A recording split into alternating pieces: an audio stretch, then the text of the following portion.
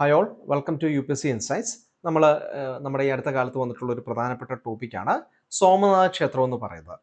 ഈ സോമനാഥ ക്ഷേത്രവുമായിട്ട് ബന്ധപ്പെട്ടിട്ട് ഒരു പ്രധാനപ്പെട്ട ആഘോഷം നടക്കുകയാണ്. അപ്പോൾ അതുമായിട്ട് ബന്ധപ്പെട്ടാണ് ഇത് ന്യൂസിൽ വന്നത്. ഈ സോമനാഥ ക്ഷേത്രം എന്ന് പറയുന്നത് ഇന്ത്യയിലെ പുരാതനമായ ക്ഷേത്രങ്ങളിൽ ഒന്നാണ്. ഗുജറാത്തിലാണ് സ്ഥിതി ചെയ്യുന്നത്.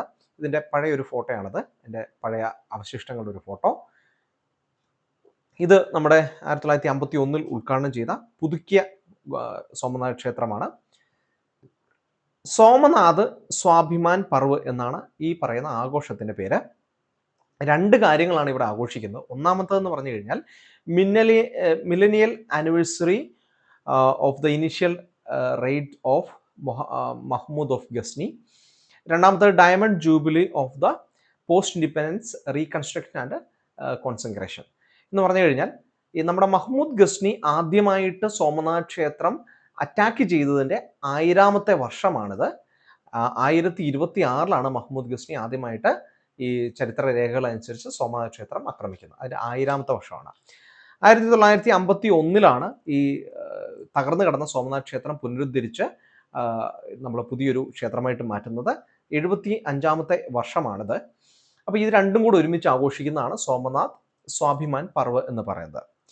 അപ്പോൾ ഇതിൻ്റെ ഒരു ജോഗ്രഫി നമ്മൾ നോക്കുകയാണെങ്കിൽ പ്രഭാസ് പത്താൻ എന്ന് പറയുന്ന ഗുജറാത്തിലെ സൗരാഷ്ട്ര മേഖലയിലാണ് സ്ഥിതി ചെയ്യുന്നത്.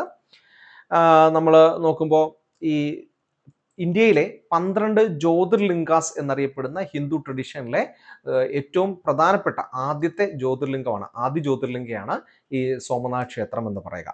ഇത്തരത്തിലുള്ള ട്രഡീഷൻ നമുക്കുണ്ട്.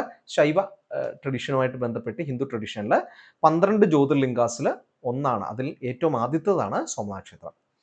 ഋഗ്വേദം, സ്കന്ദപുരാണം, ശ്രീമദ് ഭഗവതം തുടങ്ങുന്ന ഗ്രന്ഥങ്ങളിൽ സോമനാഥ ക്ഷേത്രത്തെ അല്ലെങ്കിൽ സോമനാഥ ക്ഷേത്രം സ്ഥിതി ചെയ്യുന്ന സ്ഥലത്തെക്കുറിച്ചും ജ്യോതിർലിംഗാസിനെ കുറിച്ചും ഒക്കെ പരാമർശിക്കുന്നുണ്ട്. ശൈവ, വൈഷ്ണവ, ശക്ത എന്ന് പറയുമ്പോൾ ദേവി ട്രഡീഷനാണ്.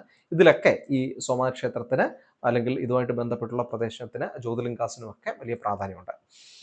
നമ്മൾ ചരിത്രപരമായി നോക്കുകയാണെങ്കിൽ സോമ എന്ന് പറയുന്നത് മൂൺഗോഡിനെ ഉദ്ദേശിച്ച് വിളിക്കുന്ന ഒരു പേരാണ്. ഏൻഷ്യൻ ട്രഡീഷനാണ്. പിന്നീട് ഇത് ശൈവ ട്രഡീഷനുമായിട്ട് ചേർന്നിട്ട് ശിവന്റെ ഒരു എപ്പിത്തറ്റായിട്ട് മാറുകയും ഒരു ശിവപ്രതിഷ്ഠ അല്ലെങ്കിൽ ഒരു ശൈവ കേന്ദ്രമായിട്ട് അത് മാറുകയും ചെയ്തു. ഇത് സ്വാഭാവികമായിട്ട് സംഭവിച്ചതാണ്. അതിനുശേഷം നമ്മുടെ ഈ 11ാം നൂറ്റാണ്ടിൽ മഹ്മൂദ് ഗസ്നിയുടെ ഒരു ആക്രമണം ഉണ്ടാവുകയും ചെയ്തു. മഹ്മൂദ് ഗസ്നിയുടെ കൊട്ടാരത്തിലുണ്ടായിരുന്ന ഒരു പ്രധാനപ്പെട്ട ഒരു നമ്മുടെ ഒരു കവിയും പണ്ഡിതനും ഒക്കെ ആയിരുന്നു അൽ ബുറൂനി ഈ പ്രദേശങ്ങൾ സന്ദർശിക്കുകയും അദ്ദേഹത്തിന്റെ കിതാബുൽ ഹിന്ദ് അല്ലെങ്കിൽ തരീഖുൽ ഹിന്ദ് എന്നറിയപ്പെടുന്ന ഗ്രന്ഥത്തിൽ വളരെ സവിസ്തരമായിട്ട് സോമനാഥ ക്ഷേത്രത്തെക്കുറിച്ച് പരാമർശിക്കുകയും അതിനെക്കുറിച്ച് എഴുതുകയും ചെയ്തിട്ടുണ്ടായിരുന്നു. അപ്പോൾ ഇത് ഈ പറയുന്ന ഏർലി മിഡീവൽ ഇസ്ലാമിക് ഹിസ്റ്റോഗ്രാഫിയിൽ എക്സ്പ്ലിസിറ്റ്ലി നമ്മുടെ സോമനാഥ ക്ഷേത്രത്തെക്കുറിച്ച് നമ്മൾ കാണുന്ന ഒരു വിവരണമാണത്. നമുക്കിതിൻ്റെ ആർക്കിടെക്ചറിലേക്ക് നോക്കാം. ചൗലൂക്യ സ്റ്റൈൽ എന്നാണ് ഇതിനെ വിളിക്കുന്നത്. ചൗലൂക്യ എന്ന് പറഞ്ഞാൽ സോളങ്കി. ഏതാണ്ട് 1000 വർഷങ്ങൾക്ക് മുമ്പ് ഈ ഗുജറാത്ത് സൗരാഷ്ട്ര മേഖല ഭരിച്ചിരുന്ന രജപുത്ര രാജാക്കന്മാരായിരുന്നു ചൗലുക്യ അല്ലെങ്കിൽ സോളങ്കി എന്ന് പറയുന്നത്. ഇത് ചാലൂക്യ രാജാക്കന്മാരുമായിട്ട് അങ്ങനെ നേരിട്ട് ബന്ധമൊന്നുമില്ല, പക്ഷെ അവരുടെ കുടുംബത്തിൽപ്പെട്ടവരാണ് ഇവരെന്നാണ് പൊതുവെ വിശ്വസിക്കുകയൊക്കെ ചെയ്യുന്നത്. അങ്ങനെ രണ്ടഭിപ്രായങ്ങളും ഉണ്ട്. എന്തായാലും ഈ ചാലൂക്യന്മാരെന്ന് പറയുന്നത് ഡെക്കാൻ മഹാരാഷ്ട്ര മേഖലയിലെ പ്രധാനപ്പെട്ട ശക്തിയായിരുന്നു. അവർ തന്നെ 3 പേരുണ്ട്.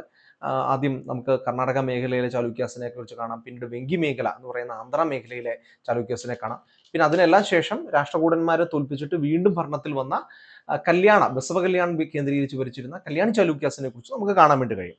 എന്നാൽ ഇതിൽ നിന്ന് വ്യത്യസ്തമായിട്ട്, ഈ 3 ഗ്രൂപ്പിൽ നിന്ന് വ്യത്യസ്തമായിട്ട് 4മതൊരു ഗ്രൂപ്പായിട്ട് നമ്മുടെ ഗുജറാത്തിൽ രൂപപ്പെട്ടതാണ് ചൗലൂക്യ ഗ്രൂപ്പ് അല്ലെങ്കിൽ സോളങ്കീസ് എന്നാണ് അതിനെ വിളിക്കുന്നത്. ചൗലൂക്യസിന്റെ കൈലാഷ് മഹാമേരു പ്രസാദ് എന്ന് പറയുന്ന ഒരു ശൈലിയാണ് ഇവിടെ സ്വീകരിച്ചിരിക്കുന്നത്. ഇതുകൂടാതെ ഈ മാരു ഗുർജറ എന്ന് പറയുന്ന ഒരു പേരിലും നമുക്ക് ഈ ആർക്കിടെക്ചറിനെ വിളിക്കാൻ വേണ്ടി കഴിയും. ഏതാണ്ട് 150 ഫൂട്ട് ഉയരമുള്ള വലിയൊരു ശിഖര, അതായത് നമ്മുടെ ടെമ്പിൾ ആർക്കിടെക്ചറാണ് നമുക്ക് കാണാൻ വേണ്ടി കഴിയുന്നത്. ടെമ്പിൾ ടവർ നമുക്ക് കാണാൻ വേണ്ടി കഴിയും. ആ ടെമ്പിൾ ടവറിന്റെ മുകളിൽ കൈലാഷ എന്ന് പറയുന്ന 10 ടണ്ണോളം ഭാരമുള്ള ഒരു ഭാഗവും നമുക്ക് കാണാം. നമ്മൾ ഈ ശിഖര എന്ന് പറഞ്ഞു കഴിഞ്ഞാൽ നഗര ആർക്കിടെക്ചറിലെ ഒരു പ്രധാനപ്പെട്ട ഭാഗമാണ്. നമ്മുടെ ഈ വിഗ്രഹം ഇരിക്കുന്ന താഴത്തെ പ്രദേശം എന്ന് പറയുന്നത് നമ്മുടെ ഗർഭഗൃഹ എന്ന് പറയും, സാങ്ക്ടോറം, ഈ പൂജാമുറി. അവിടെയാണ് പൂജാരിമാർ കയറി മറ്റു കാര്യങ്ങളൊക്കെ ചെയ്യുന്നത്. അതിൻ്റെ മുകളിൽ ഒരു വലിയ ടെമ്പിൾ ടവർ ഉണ്ട്, അതിനെയാണ് ശിഖര എന്ന് വിളിക്കുന്നത്. ഈ ടെമ്പിൾ ടവറിന് 150 ഫൂട്ട് ഉയരമുണ്ട്. അതായത് ഈ ഒരു ഉയരം ഉണ്ടല്ലോ, അതാണ് ഉദ്ദേശിക്കുന്നത്. അപ്പോൾ ഇതിൻ്റെ ഒറിജിനൽ ഉയരമാണ് നമ്മൾ പറഞ്ഞിരിക്കുന്നത്. ഏതാണ്ട് അതിൻ്റെ അതേ രീതിയിൽ തന്നെയാണ് ഇപ്പോഴും ഈ ക്ഷേത്രവും പണി കഴിപ്പിച്ചിരിക്കുന്നത്. ഇപ്പോൾ ഇതിൻ്റെ ഈ ഭാഗമാണ് നമ്മൾ കലാശ എന്ന് പറയുക. ഏതാണ്ട് 110 ടണ്ണ് ഭാരമാണ് ഈ കലാശയ്ക്ക് ഉള്ളത്. ഇപ്പോൾ ഉള്ളതല്ല, പഴയതിന്. ഇനി സഭാമണ്ഡപ എന്ന് പറയുന്നൊരു സ്ഥലമുണ്ട്. അസംബ്ലി ഹാളാണ്. ഈ ഭക്തജനങ്ങൾക്ക് വന്ന് ആരാധിക്കാനുള്ള സ്ഥലമാണ്. അപ്പോൾ പൂജാരി ഈ പൂജയെല്ലാം കഴിഞ്ഞിട്ട് വന്നിട്ട് പ്രസാദമൊക്കെ കൊടുക്കുന്നത് ഇവിടെ ആയിരിക്കും. അടുത്തത് നൃത്യമണ്ഡപ, ഡാൻസ് ഹോള്, റിച്വലിസ്റ്റിക് ആയിട്ടുള്ള ഡാൻസുകളൊക്കെ നടത്തുന്ന ഒരു സ്ഥലം. ഇനി നമ്മുടെ ജോഗ്രഫിക്കലായിട്ട് അസ്ട്രോണമിക്കലായിട്ട് ഒരു ചെറിയ സംഭവം കൂടെ ഇതിനടുത്തുണ്ട്. ബാൻ സ്തംഭ് എന്ന് പറയും. ആരോ പില്ലർ ഒരു പുരാതനമായിട്ടൊരു നാവിഗേഷണൽ ആൻഡ് ജോഗ്രഫിക്കൽ മാർക്കറാണ്. നമ്മളുടെ ഈ ടെമ്പിൾ ലൊക്കേഷനിൽ നിന്നും നേരിട്ട് സൗത്ത് പോളിലേക്ക് നിൽക്കുന്ന രീതിയിലുള്ള ഒരു പോയിന്റിംഗ് ആണ് ഇതിനകത്ത് കാണാൻ വേണ്ടി കഴിയുന്നത്. ഇതിനെ ബാൻ സ്തംഭ് എന്ന് വിളിക്കുന്നു.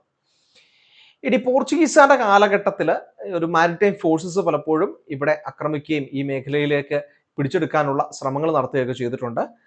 12ാം നൂറ്റാണ്ടിൽ കുമാരപാല എന്ന് പറയുന്ന സോളങ്കി രാജാവ് ഈ ഒരു ക്ഷേത്രം പുനരുദ്ധരിച്ചതായിട്ട് നമുക്ക് കാണാം. 13ാം നൂറ്റാണ്ടിൽ ജുനഗഡിലെ ചുതസമ എന്ന് പറയുന്ന ഒരു ലോക്കൽ റൂളേഴ്സ് ഇതിന് വേണ്ട സംരക്ഷണമൊക്കെ കൊടുക്കുക, ഇത് പുനരുദ്ധരിക്കുകയും ചെയ്തു എന്ന് കാണാൻ വേണ്ടി കഴിയും. 18ാം നൂറ്റാണ്ടിലെ അഹില്യഭായ് ഹോൾക്കർ എന്ന് പറയുന്ന രാജ്ഞി ഈ മേഖലയിൽ ഇതിന് ഒരു പുനരുദ്ധാരണം നൽകുകയും തുടർച്ചയായിട്ടുള്ള റിച്വൽസ്, അതായത് ഈ പൂജകളും മറ്റു കാര്യങ്ങളൊക്കെ കൃത്യമായിട്ട് മുന്നോട്ട് പോകാൻ വേണ്ടിയിട്ടുള്ള കാര്യങ്ങൾ സെറ്റ് ചെയ്യുകയും ചെയ്തു എന്ന് നമുക്ക് കാണാൻ വേണ്ടി കഴിയും.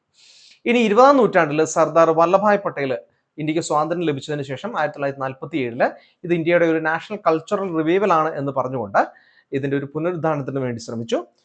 അങ്ങനെ 1951 മെയ് 11 അത് പുനരുദ്ധരിച്ച് ഡോക്ടർ രാജേന്ദ്ര പ്രസാദ്, അതായത് ഇന്ത്യയുടെ ആദ്യത്തെ പ്രസിഡന്റ്, അത് ഉദ്ഘാടനം ചെയ്യുകയും ചെയ്തു. പ്രാണപ്രതിഷ്ഠ എന്നാണ് അതിനെ നമ്മൾ വിളിക്കുന്നത്. ഈ ഒരു സംഭവത്തെ അത് ചെയ്തത് ഡോക്ടർ രാജേന്ദ്ര പ്രസാദ് ആയിരുന്നു. ഇനി ഒരു കാര്യം കൂടെ ഈ സോമനാഥ് ക്ഷേത്രവുമായിട്ട് ബന്ധപ്പെട്ട് നമുക്ക് പഠിക്കാനുണ്ട്.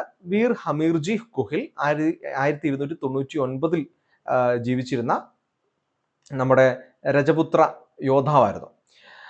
സഫർ ഖാൻ എന്ന് പറയുന്ന അലാവുദ്ദീൻ ഖിൽജിയുടെ കീഴിലുള്ള കമാൻഡറിന്റെ ഒരു വലിയൊരു ഫോഴ്സ് അവിടെ എത്തുകയും സോമനാഥ് ക്ഷേത്രത്തിനെതിരായിട്ട് യുദ്ധം ചെയ്യുകയും ചെയ്ത സമയത്ത് വീർ ഹമീർജിയുടെയും അദ്ദേഹത്തിന്റെ അനുയായികളുമാണ് അതിനെ എതിർത്ത് നിന്നത്.